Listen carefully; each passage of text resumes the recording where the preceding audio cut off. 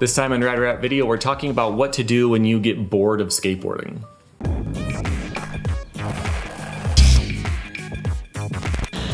Welcome back to Rad Rat Video, a channel where you can learn new things about skateboarding or just watch me talk about random stuff.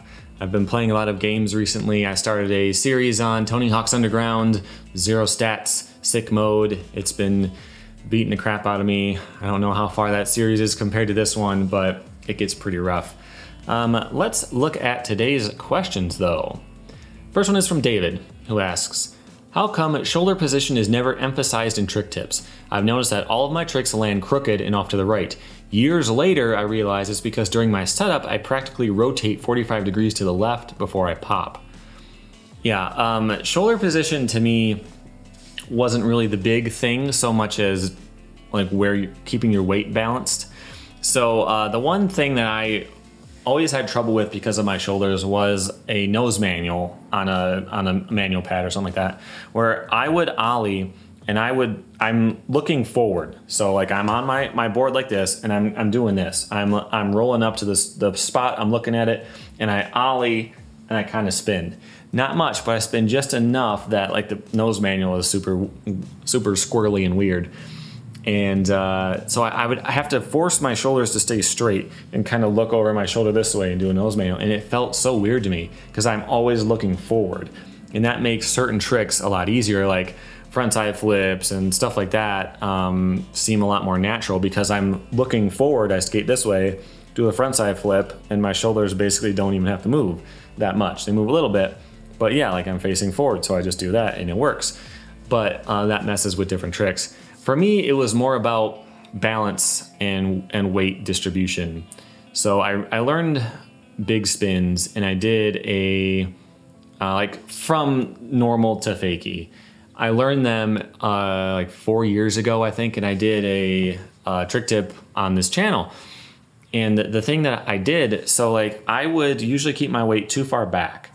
And if I were to just casually try a big spin without thinking about it, I would do this, I would scoop, I would land over here, the board would land this way. Maybe my front foot is on it, my back foot's like kind of reaching and I just stumble away. That's if I just kind of casually did it. Because I'm looking down and I scoop and I'm looking beneath my shoulder and then I pop it and it just goes that way. What I had to do to make big spins work is to pop my back foot this way. And if you watch me do it, it doesn't look like that, but it definitely feels like it. It feels like I'm pulling the board off. I'm not scooping it this way, I'm pushing it that way. And as my body spins, that motion kind of turns into a scoop. It's weird, but it wasn't about making the board do the thing. That's not that hard. You know, I can make the board, I can do a laser flip 100% of the time if it's okay that it lands over there. To actually do the trick and keep it with you and land and stay centered and all that, that's a lot harder. So yeah, where your shoulders are and where your weight is and where your balance is very important, but the thing is it can vary from person to person. I talked in the last episode about Tony Hawk's trick tip for a frontside heel flip, and he talks about like how you pop the side of the tail and it starts to flip backward, then you push it back once you get halfway through the spin. My technique, if I watched his examples and my technique looks exactly the same, but I visualize it 100% differently. It doesn't feel remotely like the way he's talking about, but if you put them side by side, honestly, his is probably a little better, which he's much older than me and he can do it on flat. Of course, he'd do everything on vert a million times better than me, but for him to just casually be able to do a trick, and anyway, of course he's better than me. But the point is, for me, I feel like I have my weight 100% on my front foot, and my front foot is right by the bolts. And I feel like this. And if you watch footage of it, I'm not like that, but it feels like this. And I pop the tail, and then I immediately push down, and I kind of do like an end over end heel flip, and I pivot around this front foot. And I kind of like shift weight because as I pop, I move forward and I'm kind of doing a step in the air. That's how it feels. That's how I would describe it to somebody. But if you watch the footage, it doesn't look like that. It looks like I just spin frontside and do a heel flip. Why? Because if I casually did it, the board would fly out that way. So for me to get myself to stay balanced and to learn how to be on top of the board, I have to tell myself something different. I have to have to believe that I'm really doing something I'm not, and then it actually works. It's sort of like when you go bowling and you haven't gone for a while and you throw the ball down, and the first couple times you get a gutter on the left side, so you stop aiming for the middle, you start aiming for the right, and then suddenly you're in the middle, you know? Kind of like that, where you, the way that you feel something isn't gonna be the way, what you're aiming for isn't necessarily what someone else is, even if the results are the same. So, you know, when I make trick tips, I try to be as detailed as possible, and I get into fairly extreme detail, and they're much longer than most people make their trick tips, but you know, you may have a different experience. So anyway, I don't know if other people, if that's the reason why they don't talk about it, or if that's just my excuse, but yeah, that's what I have to say about that. Next question is from Ben. I wear a size 16 shoe. Will this affect my riding, and how wide of a board should I buy? Yeah, if you're from the US, then size 16 is enormous. I'm assuming so. I am a size 11, which is pretty big. It's not like crazy, you know, it's not hard to find that size in the store, but it's on the bigger side. And the trouble that I would have is when I had a 7.5 deck, this was back in the day when that was very common, I would get really sore feet all the time. Like trying to push around, and I have my one foot on there and it's kind of hanging off while I'm pushing with this foot. I don't know what it was, but my foot would always get sore.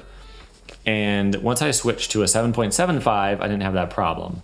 It just kind of, it supported my foot more, I guess. I don't know, whatever, but it just instantly went away when I switched sizes.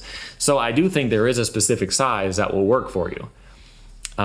What's the difference between an 11 and a 16? I don't know as far as like inches how much that is, but that's big. I would start with an 8.5. If possible, go to a skate shop. You may have to wait a year or so now, but go to a skate shop and stand on some boards and just see what feels natural to you. But if you have to get one online, or you don't want to deal with all that, I say 8.5 is an okay place to start, but maybe size your trucks up. Like maybe get your trucks a little bit too big so you have room to go bigger if you have to, because that's a lot. But I wish you good luck, especially if you are into tech skating, because you're gonna have an uphill battle. Okay, next is from Jimbo, who says, hey Rad Rat, quick question. There are times in life where I change my hobbies, quite frequently actually. They say it's a big side effect of ADHD. One month I could be skateboarding, then the next I want to play basketball, and then I want to play video games, and so on. The problem is when I inevitably come back to skateboarding, I'll have lost my flow of tricks and have to relearn everything I lost from the past few months of not skating because my time was absorbed by something else. Have you experienced something similar, and are there any ways to overcome this issue? Yeah, I am exactly the same. Skateboarding is always a part of my daily life, whether I'm actively skating a lot or if I'm working on the channel and, you know, I'm doing skateboarding stuff, playing skateboarding video games for the channel, or just watching lots of skateboarding.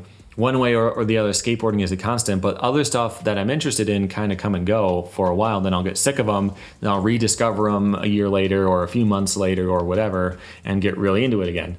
It happens a lot. I don't know if it's ADHD. I don't think I have that, but also losing interest in your hobbies can be a sign of depression too. Whatever. I don't know how to diagnose you anything. I'm not going to try. I'm just saying, like, there are lots of reasons why that could happen. And if you're worried about keeping your tricks consistent, I don't think you need to bother. Like, I've said this a lot of times on the channel, you're not going to go pro. No one watching is going to go pro for the most part. And so, like, it doesn't matter. You know, find what you like in skateboarding and just and do that. So, like, if you are, I'm gonna assume your skill level for the sake of discussion. Let's say you can do the basics easy. You can do 50-50 grinds. You can do kickflips. You can do pop shove-its, but you have trouble relearning 360 flips all the time. Okay, let's just say that's where you're at. I don't think there's anything wrong with just being the guy who cruises around and does pop shove-its and 50-50s. If that's what you enjoy, if that feels good, then just stay there, you know? Like, always pushing yourself in a way that you don't like, I don't think that's really worth it. And if skateboarding becomes a job for you, then that's going to make it harder. So my answer isn't go out and drill those hard tricks all the time, because if you're not going to have fun doing it, you're not going to sustain that. That's going to feel like work, and you're going to fall further away from skateboarding because it's going to be, it's going to be a chore. And so, yeah, I would just be fine with where you're at. For me, I like to challenge myself to things that are way harder than I have any right to be able to do, and then just try it 1,000 times until I get lucky.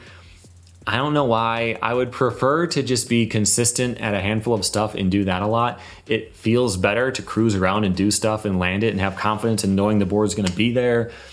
But I don't do that. I just do, if you watch my tricks and tribulations videos, I'll pick something that's really hard and just try it a million times. I know a lot of people are the same way, but that works for me. So me, if I don't skate for a while, I'm going to go out and just try something hard anyway, and it's just going to be worse.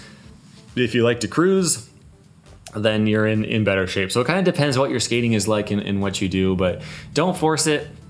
You don't owe it to anybody to skate more or to be able to do certain tricks or anything like that. Just do what you like. Just cruise around, have fun, keep a few tricks consistent.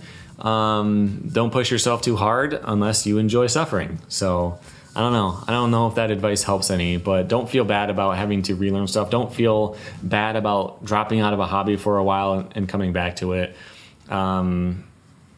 You're standing on a piece of wood and making it do a little flippy doos. You're not solving world hunger. It doesn't matter. If you don't want to do it for a while, or you want to stop forever, or you want to take a year off, or you want to skate every single day of your life, or you want to bring your skateboard to work and make sure you do 20 tray flips on your lunch break, all of that stuff is fine. Just do you, all right? So that's it for this time. If you do have questions for a further episode in the future, go to radratvideo.com and submit it with the form on the homepage. You can also submit them through Patreon, where I will definitely answer you, whether in the video or as a direct message. And that's it for this time. Thanks for watching.